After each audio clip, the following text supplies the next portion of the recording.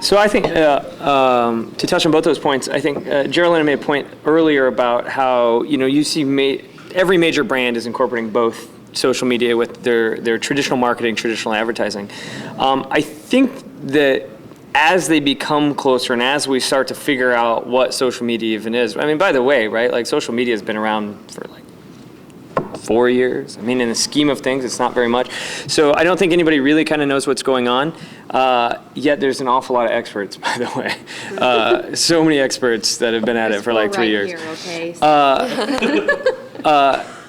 The thing about it is that fundamentally, social media is built on this premise of connected networks, and Seth Godin talks about sort of permission-based marketing, and I see social media as being the classic permission-based marketing, right? It's like I build a fan base of people who want to know what you're saying, who want to listen to me. Yeah. If I'm Pepsi or if I'm Dusty Davidson, they want to listen to what I have to say, and they choose whether or not they're going to listen or not. Whereas traditional advertising is very much, I choose the message that I want to send to people, and I broadcast it to them. And that is a real thing that I think needs to be reconciled, or will be reconciled, as these two sort of worlds converge.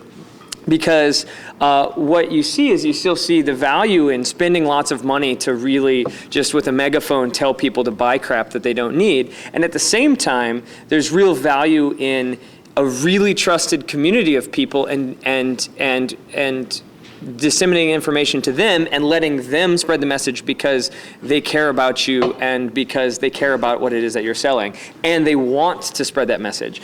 There's really... Those things are starting to come together. I think that they will continue to come together more and more and more and more and more. And you see that with the brands. In the beginning, all the major brands wrote off Twitter and all these other things as just ridiculous, right? Like, well, those are stupid. But then they start to realize value. And the more value that they start to see, and the more return on those, I think they'll start to embrace them even more. And you'll see that sort of shift. Social media is free in so much as it doesn't cost anything to do it, but it's not free in terms of time. It's not free in terms of resources that are required to do it and do it well. And so what I think you'll start to see is, as these things come together, is a shift in those dollar spends towards more authentic relationships with, listen, there always will be people, like, companies will always invent crap that you don't need, and they will try to get you to sell it. And so the challenge is, how do you make them care? Yeah, as the world becomes more connected and as things become more authentic, that becomes more challenging. But that's where I see those two things kind of coming together, because they're fundamentally two different paradigms. And I think the convergence is so important because companies spend an awful lot of money on research and focus groups and learning about consumer behavior, and whether it's these connective groups that social media creates and stuff, there's a lot that can be gained from advertisers, and marketers, and learn about these groups and not spending as much money to gain that insight.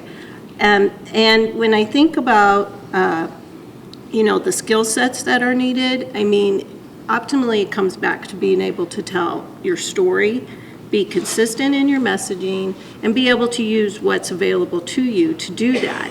And so at the same time, and I think it's great what you've been able to do, Megan, with your business, but you still need to be able to go out and pitch. Oh, yeah. Face to face. You need to be able to go to lunch with people. You need to be able to sell them on your ideas and everything. And we can't forget those skill sets that are needed when we're looking at programs, and just that we have to be able to use all these different resources that are available to us. One of the things that I often say that speaks to what you said, Geraldine, is that one thing that businesses should be using social media for is to connect with their community and figure out not customers but community and who they are and where they're hanging out, and then they need to leave their home or office and go there and meet these people. And that's how you can really make a splash with your brand, is by just connecting with your community without asking for something in return. And I think too, this whole kind of ideal of disciples when we're talking about branding. It's cool if Megan tells me about Princess Lasertron and about the products she makes, but I think it benefits Megan even more if a friend of mine gets to me first and tells me about it, because that's even more kind of a credibility, I think, because it's not, that message is kind of going. You trust your friend. Yeah, and we'll say, if I didn't know Megan, I know her very well, but if I didn't know her, I'm going to definitely look at it and say, oh, you know, if someone emailed me her website or sent me her Twitter page and I checked it out, I think there's more value in some cases for somebody else saying something is cool rather than the brand saying they're cool themselves. And I think we don't want to be sold to these giant corporations that have dollar signs on the mind all the time, but if it's a brand, if it's a product, if it's a service, if it's an event that has a good following, that message is going to get spread organically, and it's going to get to us eventually. Like in the little video that Dr. Tima played as class was starting, the news, we are not having to search out the news anymore, it's finding us.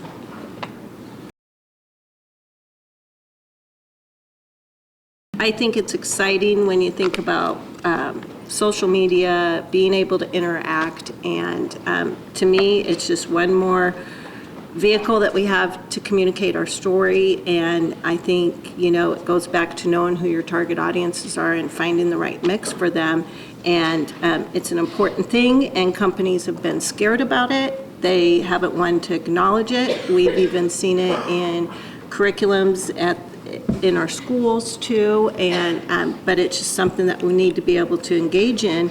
And I just encourage all of you, and this goes back to what Megan was saying, just find something that you're interested in and follow that path, and you're gonna see what is available to you, and be able to select those mediums that are good fits for you as well. So,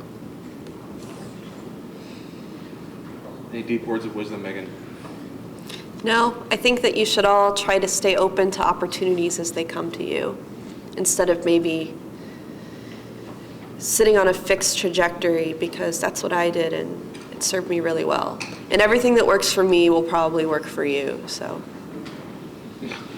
No, don't listen to anything I said today. How about that? That's your words of wisdom. Yeah. Okay, everything I said, just ignore it. Dusty. No words of wisdom. In fact, I brought a soda instead of prepared notes. The thing about social media for me is that, and I don't really like to be perfectly honest, I don't like the word social media. I think it's I think it's weird. But the thing about it is that there's so much innovation and disruption happening online right now. And I joke about, there weren't computers when I was in school, but, and I graduated college in 2003, right? So in 7 years, what's that? You're young. I know, I'm young. But that's my point, is in the last 7 years, the amount of things that have changed online. Facebook didn't exist when I was in college, right? I couldn't get on Facebook for a long time because it was only allowed to college kids and I was out of college. So the amount of things that have happened in the last 7 years, I think it's a really, really, really fun and cool time to be a part of. And, just nobody knows any of this stuff, right? We can talk about it, but literally nobody knows what's going on. And it's going to be figured out over the course of the next several years or several decades, whatever it is. But the rate of change is so fast that it's a really kind of neat time to be a part of it. And, the best that you can do is sort of keep up with what sort of best practices are, and otherwise you sort of get lagged behind, and then then you're sort of like my parents, and you're sort of like, social media is stupid, right? And anyway, that's all I got. And just the two things that I kind of had jotted down for today that I haven't touched on. First of all, I think when you get into social media and you start to represent a brand, or you yourself become a brand, it's okay, and I think even encouraged to pimp others in your industry. If there is a nerdy trend or another nerdy author that I like, I'm going to promote that person and talk about that person. And I think way too many corporations think they can't breathe a word about their competition or anyone else in their same sphere. But I'm kind of against that belief, and I think that it makes me and this brand more authentic if I am kind of pimping other people who are doing things that I like. The other thing, if you don't necessarily have a product that you're trying to pimp, or promote online. I think just by engaging in the conversation about what interests you is automatically going to make, I shouldn't say it's not just like you snap your fingers, but you're going to kind of become this phrase, this catchphrase you hear called a thought leader. And I think just by engaging in conversations about trends or topics or industries or tennis shoes, as our friend Steve does, it's going to kind of make you bring your awareness about and kind of put into play everything we've talked about this afternoon. Increasing your credibility. Yeah. Yeah. Exactly. And it's not something, Steve does not make every pair of tennis shoes that he wears, but he loves them. And he is like over the moon when it comes to his tennis shoe collection. And that's what kind of he's known for. He's a graphic designer by trade, but has this fascination with shoes. And as a result of that, he kind of is a go-to guy when it comes to tennis shoes. And it's fun and he enjoys it. And because he enjoys it, he's going to be good at promoting it and kind of becoming that thought leader. He's ridiculous creative on Twitter. RDQLUS_creative. All right. Any other questions for the panel? Nothing? You've blown them away. Apparently. All right. But that's it. Thank you all so much for coming out. I Yeah, really appreciate you're it. Thank you. welcome. Give a round of applause, please.